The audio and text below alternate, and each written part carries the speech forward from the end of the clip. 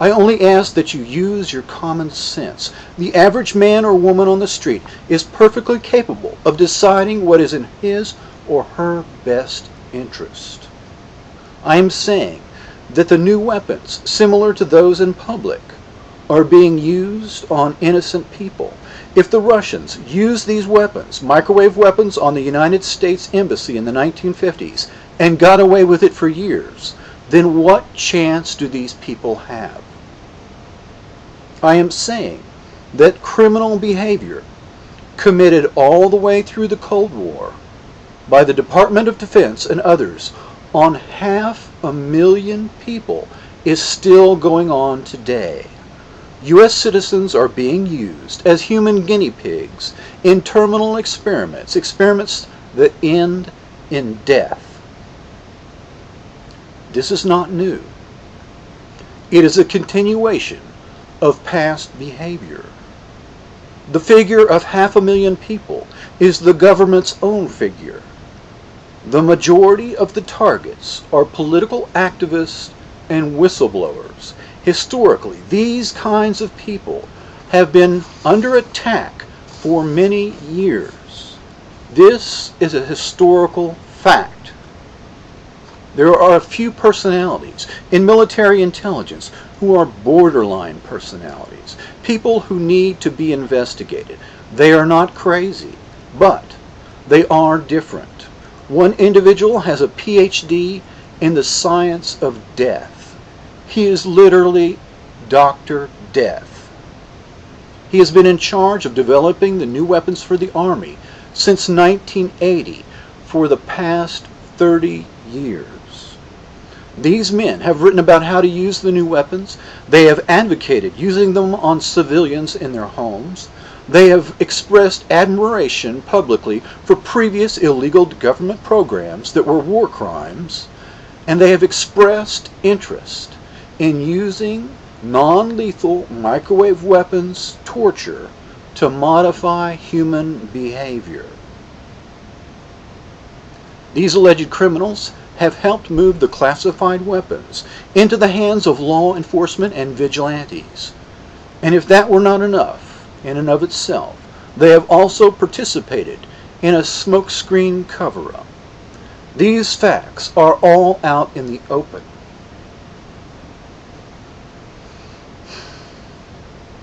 There is much more on these websites, in books and films, but these facts by themselves should lead us to the logical conclusion. Mark Twain said that history does not repeat itself, it rhymes. I am describing the same old song with a different tune. There is nothing new under the sun. People will say there is no absolute proof. The airtight proof is classified, hidden in Fort Meade, and no one is going to break in and steal it. People will say that the victims are all crazy. This is what they said about all the other 500,000 victims, U.S. citizens who were used as human guinea pigs and target practice. I am saying, use your own common sense that God gave you and stop listening to people who tell you not to believe your own eyes and ears. Critics are using a shoot the messenger strategy to smear me as a terrible human being. Well, of course they are, because they certainly can't use logic and reason to refute the facts presented here. What better way to ignore the facts than to change the subject and make this about me? Let me be very clear. This is not about me. Human beings reduce things to one personality because it helps us put larger concepts and larger ideas into perspective. The power is impressive and even seductive, but I am just a radio, an old transistor radio. I am not the music. You are in love with the music. Good. You should be. But I'm not the music. I'm just another human being on this earth, and I am laying my head on the chopping block, and I fully expect to be destroyed. I cannot be bought off, scared off, or controlled. This power is not under their control, and so they must destroy a thing to control it. First, I will be discredited as a public person, then destroyed financially, spiritually, and finally physically destroyed. There is no avoiding it. I am just another person on this earth, and soon I will be gone. Evil exists in this world. It is not imaginary. Americans want to live in the world of Norman Rockwell because this is a safe place.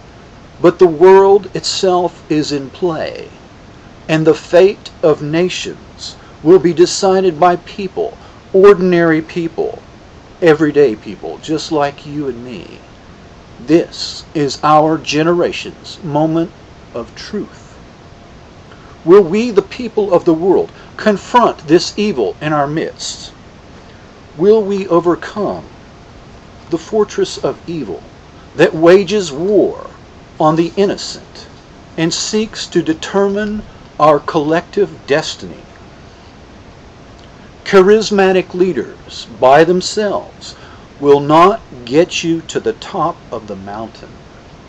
Your fate can only be decided by you and people like you who decide to act in unison, together. I remember all the people killed by car bombs and suicide bombers, and how the victims' bodies are all taken away, but the shoes they wore remain. The assassins have killed them. They have stolen their lives and they have silenced them. They have stolen their humanity. They are rendered silent except for piles and piles of shoes. This program of torture and murder is largely unseen because the cause of death is often heart attack or cancer. I intend to pressure my congressional representative to stop this madness by telling them that I intend to speak for those who have been silenced. I will take a few minutes and a few dollars to mail them a single shoe in silent protest, speaking for those who are gone and cannot be replaced. In their place, I will demand that the alleged criminals be detained, that their elite military intelligence brigade be disarmed, and that reforms take place to guarantee that this nightmare will never happen again. It is a small gesture, but out of many small gestures may come a great wave of change. I don't have a master plan or perfect strategy to end this secret dirty war on humanity. The most I feel that I can ask of others is that they look inside their hearts, and if they wish to fight for these victims, I ask that they join me in a day of protest. I humbly ask that people stay home from the next workday, stay home from the next school day. It is my intention to protest, and through peaceful protest, let my government know that I am demanding that the alleged criminals be forced from their positions of public power. I believe in the value and strength of ordinary people. In reality, there is no such thing as ordinary people, because human beings are all extraordinary. Do not doubt your ability to accomplish the impossible. For when the hour is struck, and when it is time for a people to be free, there is no force on earth that can stop the people's march to freedom. Thank you.